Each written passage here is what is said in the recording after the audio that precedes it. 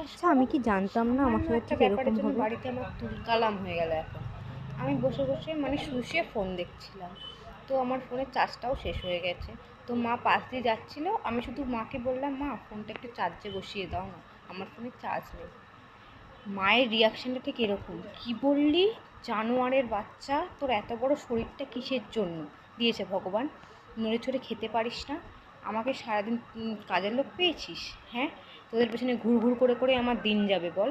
আমাকে তো চাকরানি বানিয়ে রেখেছিস, চাকরানি পেয়েছিস বিনা পয়সায়, পয়সা দিতে হয় না, লোকের বাড়ি করলে তাও দুটো পয়সা পেতাম। বিয়ের থেকে তো তোদের বাড়িতে এসে আমার চাকরানির কম্ম শেষ হয় না। আর তোরা কি বলবো, মানে আমি তিনটে আপদ জন্ম দিয়েছি, এই জন্য নড়েও খেতে পারিস না, সারাদিন ফোন ঘাটা, তোর বার করতে তোরা তোর বাবা আসুক আজকে। মানে কী যে পাপ করে ফেলেছি আমি, বলে আমি নিজেও জানি না, কি বলবো। মানে আমি কি